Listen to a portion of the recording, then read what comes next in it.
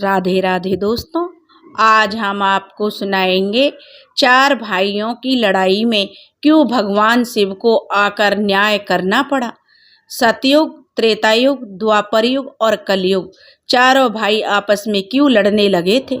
अगर आप हमारे चैनल पर नए हैं तो प्लीज़ हमारे चैनल को सब्सक्राइब करें, वीडियो को लाइक करें और शेयर करें। एक समय की बात है, सतयुग, त्रेतायुग, द्वापर युग और कलयुग, चारों भाई एक साथ बैठे हुए थे। तब आपस में चारों भाइयों में वाद विवाद होने लगा। सतयुग, त्रेतायुग, द्वापर युग और कलयुग, चारों भाई विवाद में उलझने लगे। सबसे पहले सतयुग कहने लगा कि अरे मूर्ख, तुम सब छोटे हो, तुम मेरी बराबरी कैसे करने लगे। जब त्रेता युग ने यह बात सुनी तो कहने लगा कि तुम सबसे बड़े कैसे हो सकते हो। तुम सबसे बड़ा तो मैं हूँ, मैं ही सर्वश्रेष्ठ हूँ, तुम मुझे सर्वश्रेष्ठ नहीं लगते हो। तब तक द्वापर युग बोल उठा कि तुम सर्वश्रेष्ठ कैसे हो सकते हो, तुम सभी में श्रेष्ठ तो मैं हूँ, तुम्हारा श्रेष्ठ होने का तो प्रश्न ही नहीं उठता। तब तक कलयुग कहने लगा कि तुम तीनों श्रेष्ठ बन रहे हो, परंतु हकीकत तो जानते ही नहीं हो, वास्तविकता में श्रेष्ठ तो मैं हूँ। इस तरह चारों युग आपस में झगड़ने लगे। जब चारों युगों ने फैसला किया कि अब हम आपस में फैसला नहीं कर सकते, तो हम में से बड़ा कौन है, कौन सबसे ज़्यादा सर्वश्रेष्ठ है, तो इसका फैसला तो भगवान शंकर करेंगे। चलिए वहाँ चलते हैं।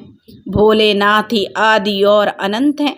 चलिए उन्हीं के पास कैलाश पर चलते हैं, वही हमें बताएंगे कि हम में से कौन बड़ा है और कौन छोटा है।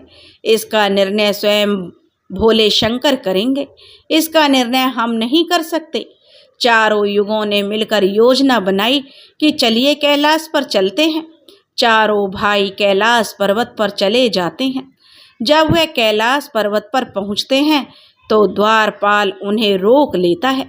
द्वारपाल कहते हैं कि तुम चारों कौन हो और कहाँ जा रहे हो।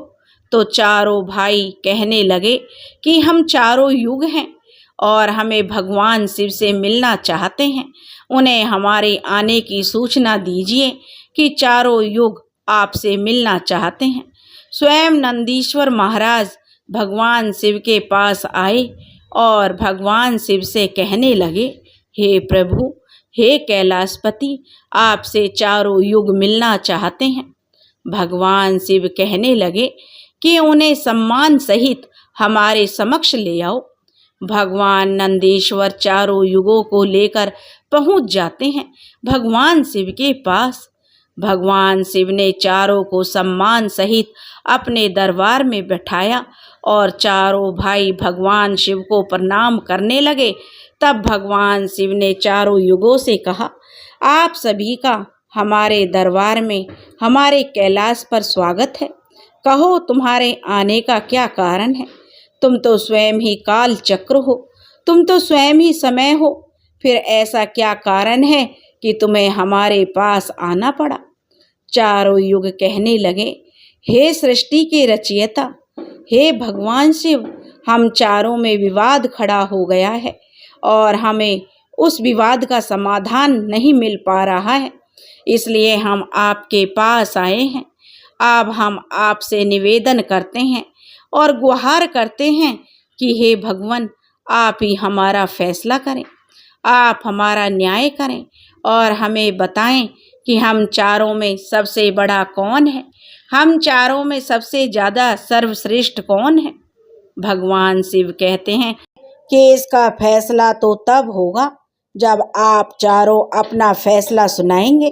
तब भगवान शिव सतयुग से कहते हैं, हे सतयुग, तुम बताओ, तुम कैसे बड़े हो। तुम अपने आप को सर्वश्रेष्ठ बताने की कोशिश कर रहे हो, लेकिन वो कैसे, यह मुझे बताओ। तब भगवान शिव से जो सतयुग कहता है कि देखिए प्रभु, मेरी आयु सबसे ज़्यादा है, मैं 17 लाख वर्ष का हूँ और अन्य युग हमसे बहुत छोटे हैं, इसलिए मैं इन सभी से लंबी आयु का हूँ। तब तक कलयुग बोल उठा और कहने लगा, हे प्रभु, मैंने तो यही सुना है कि व्यक्ति कभी आयु से बड़ा नहीं होता, व्यक्ति तो गुणों से बड़ा होता है। भगवान शिव ने कलयुग की दलील को माना और सतयुग से कहा, सतयुग, तुम इस तरह तो बड़े नहीं हो सकते हो। सतयुग कहने लगा कि हे प्रभु, मेरे युग में जो व्यक्ति हुए हैं वे बड़े ही बलवान हुए हैं, बड़े ही पराक्रमी हुए थे। वे पृथ्वी को उठा ले जाएं ऐसे वीर, पराक्रमी और बलवान थे। और मेरे राज में भगवान श्री हरि विष्णु ने भी कई अवतार लिए। देखिए प्रभु, नरसिंह अवतार मेरे ही काल में हुआ, वराह अवतार भी मेरे ही काल में हुआ, मत्स्य अवतार मेरे ही शासन काल में हुआ। तब तक त्रेता बोल उठा, नहीं प्रभु, श्री हरि विष्णु के अवतार होने से सतयुग बड़े नहीं हो सकते।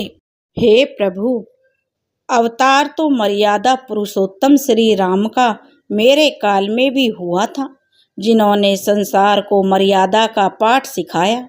और अगर बलवान की बात करते हो तो कुंभकर्ण जैसे योद्धा, राम रावण जैसे योद्धा मेरे शासन काल में भी हुए हैं। हे प्रभु, इस तरह से सतयुग बड़ा नहीं हो सकता, तो फिर इन सब में बड़ा तो मैं ही हूँ। जब यह बात द्वापर युग ने सुनी तो द्वापर युग कहने लगा कि हे प्रभु, दोनों बड़े बन रहे हैं, परंतु यह दोनों बड़े कैसे हो सकते हैं। देखिए प्रभु, आप जानते हैं कि जब मेरा शासन काल आया तो मेरे काल में भगवान श्री कृष्ण जैसे अवतार पैदा हुए, जो कि 16 कलाओं से संपूर्ण पर ब्रह्म परमेश्वर थे, जिन्होंने विराट रूप दिखाए। वैसा विराट रूप तो साक्षात भगवान विष्णु भी नहीं दिखा सकते। भगवान, अगर योद्धाओं की बात करें तो मेरे शासन काल में भी बड़े बड़े योद्धा एकलव्य, गुरु द्रोणाचार्य, जरासंध, भीष्म पितामह, अर्जुन, भीम, युधिष्ठिर, नकुल और सहदेव मेरे ही शासन काल में हुए थे। हे प्रभु, बलराम स्वयं मेरे शासन काल में हुए थे। तो बताइए प्रभु कि मेरे शासन काल में कौन सा योद्धा इनके योद्धाओं से कम था। प्रभु, इन सब में तो मैं बड़ा हूँ।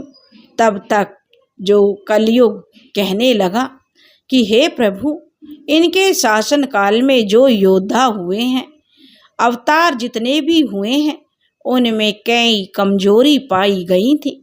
और जिनके शासन काल में कमजोरी वाले मनुष्य हों तो वो सर्वश्रेष्ठ कैसे हो सकते हैं। कलयुग कहने लगा कि नहीं भगवान, मेरे शासन काल सबसे अच्छा है। मेरे युग में जो व्यक्ति के भोग विलास के लिए कई सुविधाएं हैं, अच्छे अच्छे और नई नई तकनीक से परिपूर्ण मेरा युग है। मेरा शासन काल सभी से श्रेष्ठ है।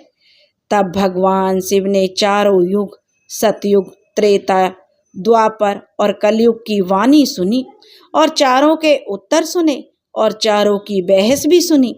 भगवान शिव अपने मन में विचार करने लगे और सोचने लगे कि इनका फैसला कैसे किया जाए। तभी पास में बैठी माता पार्वती कहने लगी, हे प्रभु, अगर आप ही इनका फैसला नहीं कर पा रहे हैं तो फिर इनका फैसला कौन करेगा। फिर तो ये चारों भाई आपस में ही लड़ते झगड़ते रह जाएंगे। तब महादेव, इसलिए आप ही इनका फैसला कीजिए। सभी देवता मिलकर भगवान शिव से कहने लगे कि हे भोलेनाथ, आप ही इनका फैसला करें, नहीं तो चारों युग अगर आपस में लड़ने लगे तो फिर क्या होगा। सृष्टि का काल चक्र रुक जाएगा, समय का प्रवाह रुक जाएगा। भोलेनाथ, आप ही कुछ कीजिए। भगवान शिव कहते हैं कि ठीक है, मैं समस्त गणों की बात मानता हूँ, मैं इन चारों युगों का फैसला करूँगा। भगवान शिव ने चारों युगों से कहा कि चलो ठीक है, तुम चारों की मैं परीक्षा लूँगा। जो परीक्षा में सफल हुआ वही सबसे बड़ा होगा। सतयुग बोल उठा कि हे भगवान, आप चाहे जो परीक्षा ले लीजिए, लेकिन सबसे बड़ा तो मैं ही रहूँगा। कलयुग कहने लगा, हे प्रभु, हम भी परीक्षा देने के लिए तैयार हैं, आप तो बस परीक्षा लीजिए। चारों युग परीक्षा देने के लिए तैयार हो जाते हैं। भगवान शिव ने 100 टन वजन का एक लोहे का परसा लिया और कैलाश पर्वत के नीचे एक तलहटी में रख दिया और उस परसे के पास में ही एक चावल का ढेर लगा दिया। भगवान शिव ने चारों युगों को बुलाया और कहा कि तुम चारों की परीक्षा अभी हो जाएगी। भगवान शिव सतयुग से कहते हैं कि हे सतयुग, मेरे 500 गण यहाँ बैठे हुए हैं और इस परसे में रखे हुए चावल को बनाना है और इस चावल को तुम्हारे युग का व्यक्ति ही बनाएगा। इस और मेरे यहाँ जितने गण हैं वह सब भोजन करेंगे, इसलिए अपने युग के किसी व्यक्ति को बुलाओ। भगवान शिव कहते हैं, सतयुग, तुम्हें अपने युग के व्यक्ति को बुलाओ और उसे भोजन बनाने के लिए भेज दो। हम सभी लोग यहाँ खड़े होकर देख रहे हैं।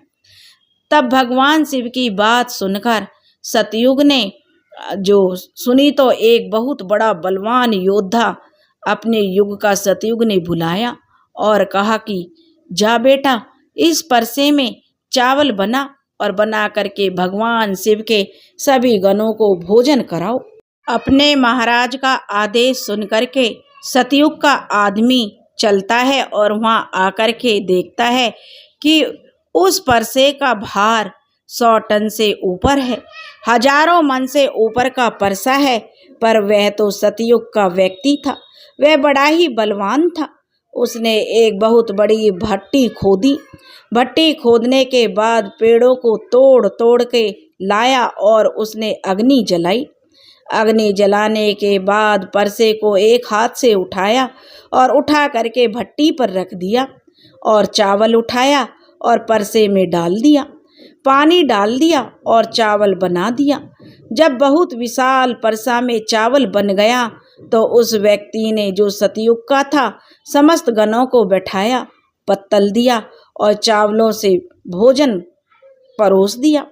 अपना कार्य पूरा करके वह अपने मालिक सतयुग के पास आया और कहने लगा, हे प्रभु, मैं जा रहा हूँ, अब मेरा काम हो गया है। भगवान विष्णु और अन्य लोग यह सब देख रहे थे। फिर भगवान शिव ने त्रेता युग से कहा, हे त्रेता, तुम अपने युग के व्यक्ति को भेजो और यह परसा जो रखा हुआ है इसे मैं अपनी माया से हटा देता हूँ और इसी के समान दूसरा परसा बना देता हूँ। अब तुम अपने युग के व्यक्ति से इसमें चावल बनवाओ और मेरे 500 गणों को भोजन करवाओ। तो त्रेता युग ने कहा कि ठीक है प्रभु, जैसी आपकी आज्ञा। त्रेता युग ने भी अपना एक महान योद्धा कुंभकर्ण जैसा बलवान प्रकट किया और उसको आदेश दिया कि जो तलहटी में नीचे हजारों टन का परसा रखा हुआ है, इसमें हजारों मन चावल रखा है, उसे बनाना है और पकाना है और जब चावल पक कर के तैयार हो जाए तो इन 500 गणों को खाना खिलाना है। त्रेता युग का व्यक्ति भी बड़ा ही बलवान था। वह उस परसे के पास आया और उसके परसे के पास में ही एक भट्टी खोदी और उस परसे को दोनों हाथों से उठा करके भट्टी पर रख दिया और ऊपर रखकर जो उसने अग्नि जला दी। अग्नि जलाकर उसमें चावल डाला, पानी डाला और चावल पक करके जब तैयार हो गए तो त्रेता युग के व्यक्ति ने, जो भगवान शिव के गण थे, उन सबको खाना खिलाया और भोजन करने के बाद सभी गण वापस कैलाश पर्वत पर चले गए। भगवान शिव ने फिर अपनी शक्ति से उस परसे को हटा दिया। अब भगवान शिव द्वापर युग से कहते हैं कि हे द्वापर, ये दोनों युग अपनी परीक्षा दे चुके हैं, अब तुम्हारी परीक्षा है।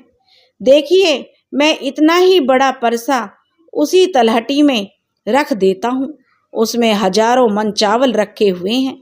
तुम्हें भी अपने युग के आदमी को बुलाकर मेरे 500 गणों को भोजन कराना है। द्वापर कहने लगा, ठीक है प्रभु, आपकी जैसी इच्छा, मैं पूरा प्रयत्न करूँगा। मेरे युग का जो भी व्यक्ति है आपके सभी गणों को खाना खिला सके। वहाँ पर द्वापर युग ने भी एक भीम जैसे अवतार वाला बड़ा ही ताकतवर व्यक्ति को बना करके खड़ा कर दिया और उसे कहा, जाइए देखिए, तलहटी में परसा रखा हुआ है, वहाँ रखे परसे में उसे चावल जो रखे हुए हैं परसे के पास उनको बनाना है और बनाकर इन सभी गणों को भोजन कराना है। वह व्यक्ति कहता है, ठीक है प्रभु, जैसी आपकी आज्ञा। द्वापर युग का व्यक्ति वहाँ से चला जाता है। वह देखता है कि परसा आकार में बड़ा है, उठाने में ताकत लगानी पड़ेगी। उसने भट्टी खोदी, लकड़ियों की व्यवस्था की और उस पर से दोनों परसे को दोनों हाथों से उठाया, क्योंकि उसे सतयुग और त्रेता युग के व्यक्ति आराम से उठा सकते थे, लेकिन उस व्यक्ति को बहुत ताकत लगानी पड़ी। पूरी ताकत लगा करके उसने परसे को उठाया और उठा करके जैसे तैसे खींचकर नीचे अग्नि जलाई और उसमें चावल डाल दिए। और जब चावल पक गए तो भगवान शिव के उन सभी गणों को भोजन कराया। खाना खिलाने के बाद वह द्वापर युग का व्यक्ति अपने मालिक के पास आता है और कहता है कि हे प्रभु, मैंने अपना काम कर दिया है। वहाँ पर द्वापर युग उससे बहुत खुश हुआ और कहता है, शाबाश, अब तुम जा सकते हो। अब भगवान शिव कहते हैं कि हे कलयुग, अब तुम्हारी बारी है। जो परसा तुम देख रहे हो उसका वजन कम नहीं होगा, उसका वजन उतना ही रहेगा, 1000 टन। लेकिन अब तुम्हें परीक्षा देनी है। तब तो तुम मानने को तैयार नहीं थे कि तुम सबसे छोटे हो, लेकिन तुमने तो माना ही नहीं। तुम्हारे आदमी की आयु भी मात्र 100 बरस है, जबकि अन्य लोगों की आयु बहुत अधिक होती है। सतयुग के मनुष्य की आयु 1,00,000 बरस होती थी, त्रेता युग में 10,000 बरस होती थी और द्वापर युग में 1,000 बरस होती थी, और एक कलयुग तुम्हारे शासन में तो मात्र 100 बरस है और तुम्हारा आदमी भी छोटा है।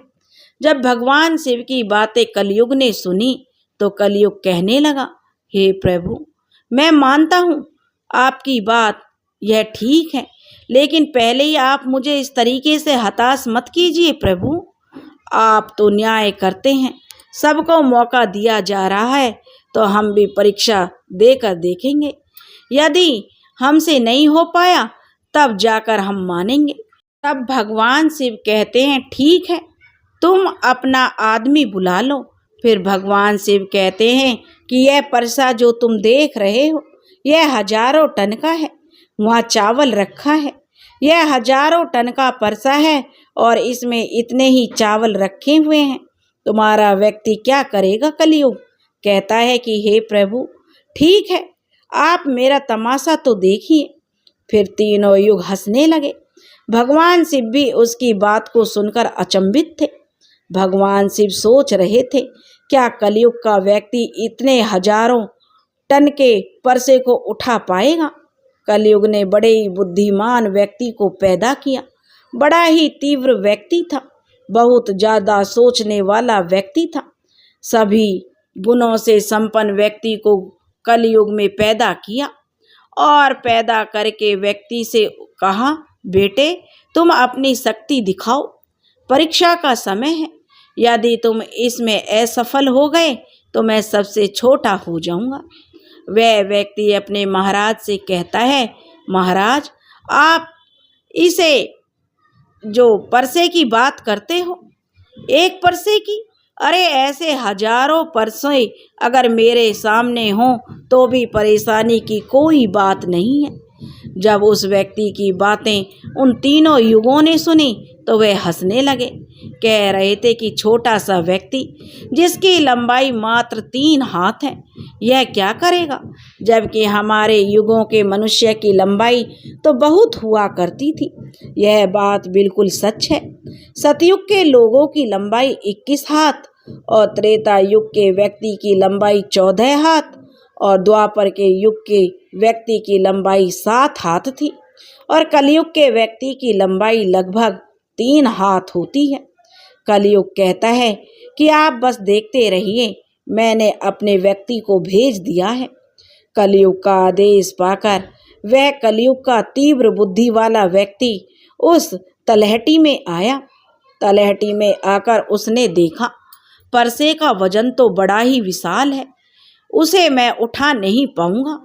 तो उस व्यक्ति ने दिमाग लगाया, उसने परसे के नीचे मिट्टी खोदना शुरू कर दिया। परसा तो उसने हिलाया भी नहीं और उसके नीचे भट्टी खोदकर तैयार कर दी। और लकड़ियों की व्यवस्था करने में उसे तब थोड़ा सा भी समय नहीं लगा, क्योंकि लकड़ियां वहीं पर रखी हुई थी। उसने उन लकड़ियों को उठा लिया और उस भट्टी में आग जला दी। परसे में चावल डाला, पानी डाला और बस कुछ ही समय में चावल पककर तैयार हो गए। वह कलयुग का व्यक्ति कितना दिमाग वाला था, उसने कुछ भी नहीं किया, परसे के नीचे भट्टी खोदी और उसमें आग जला दी। चावल को डाल दिया, चावल में पानी डाल दिया और चावल भी पक गया। जब चावल पक गए तो भगवान शिव के गणों को उसने एक कतार में बैठा दिया और उन गणों से कहा कि आप मेरा साथ दें और आप इस चावल को आपस में परोस दीजिए। भगवान शिव के विशाल गण जो आए और उन चावलों को बाल्टियों में भर भर के सभी गणों को परोस दिया। भगवान शिव के 4 गण जो काफ़ी शक्तिशाली थे, उन्होंने सबको जो भोजन परोस दिया। तब कलयुग कहता है कि अब आप सब भोजन कर सकते हैं। भगवान शिव के सभी गण खुशी खुशी भोजन करते हैं।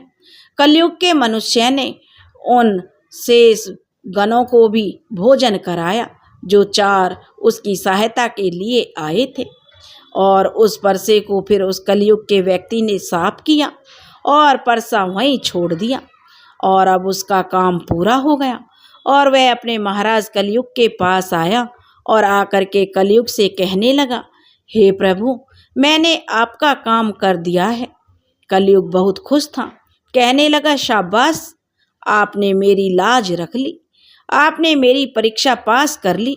भगवान शिव और तीनों युग यह देखकर बड़े अचंभित थे। भगवान शिव, अब आप निर्णय कीजिए। कलयुग कहने लगा, हम में से कौन बड़ा है? भगवान शिव मन में विचार करने लगे और सोच करके जवाब दिया। भगवान शिव कहते हैं कि मैंने तुम चारों की परीक्षा ली है, अच्छी तरह से ली है। जब सतयुग का व्यक्ति आया तो उसने अपनी ताकत लगाई और ताकत लगाकर परसे को उठा करके अग्नि पर रख दिया और स्वयं ने ही मेरे सभी गणों को चावल परोसा। जब त्रेता युग का व्यक्ति आया तो उसने भी बिल्कुल वैसा ही किया, पर उसने परसे को उठाया, भट्टी पर रखा, उसमें चावल डाला, पानी डाला और उसे पकाया, सबको खिलाया। इसी तरीके से द्वापर युग के व्यक्ति ने भी किया। परंतु आपने देखा कि मात्र 3 हाथ का व्यक्ति, इसकी बुद्धि देखिए कितनी विशाल है। इसने परसे को हिलाया तक नहीं और उसने उसमें चावल बना लिया। मेरे इतने गण थे, अगर वह बाल्टियों से परोसता तो शायद परेशान हो जाता। तो देखिए, उसने उनमें से ही जो मेरे गण हैं उनसे ही सहायता ली और सहायता के लिए बुलाया और चारों गणों को भी भोजन परोसने में लगा दिया और स्वयं बैठा रहा। वह तो बड़ा ही बुद्धिमान व्यक्ति हुआ। यह तो बड़ा ही बुद्धिमान युग है। भगवान शिव कहते हैं कि कलयुग बड़ा ही बुद्धिमान व्यक्तियों का युग होगा। इसमें मशीनों का आविष्कार होगा, बड़े बड़े दिमागधारी होंगे। भगवान शिव कहते हैं कि तुम सब युग जैसा शासन करते आए हो ठीक है, माना तुम्हारे युगों में मनुष्य धार्मिक हो, लेकिन तुम्हारे युग के व्यक्तियों में बुद्धि का अभाव था। उन्होंने कभी अपनी बुद्धि का उपयोग नहीं किया। नहीं तो कुंभकर्ण, रावण, इनके जैसे महान योद्धा जिनको रोकने के लिए स्वयं भगवान अवतार लेकर आए, और वे इतने मूर्ख थे, यह नहीं जान सके कि यह भगवान है, यह सृष्टि के रचनाकार हैं, और उनसे युद्ध किया और वे सभी मारे गए। कलयुग के व्यक्ति को देखो आप, वो कितना बुद्धिमान है। आगे आने वाले युगों में, आगे आने वाले कलयुग के राज में वैसे ही बुद्धिमान व्यक्ति देखने को मिलेंगे। तो भगवान शिव ने फैसला किया कि तुम चारों में सबसे बड़ा कलयुग होगा। कलयुग मशीनों का युग होगा। कलयुग का नाम मशीन और युग समय, जो मशीनों का समय होगा। इस समय बड़ी बड़ी मशीनों का आविष्कार होगा जो कि सतयुग, त्रेता युग और द्वापर युग में नहीं हो पाएगा। भगवान शिव की बातें सुनकर वह चारों युग भगवान शिव की बातों में जो मान लेते हैं और चारों युग अपने अपने धाम को, अपने अपने राज्यों को लौट जाते हैं। इस प्रकार भगवान शिव ने चारों युगों का फैसला किया। दोस्तों, अगर आपको यह कहानी पसंद आई हो तो प्लीज़ हमारे चैनल को सब्सक्राइब करें, वीडियो को लाइक करें और शेयर करें। राधे राधे।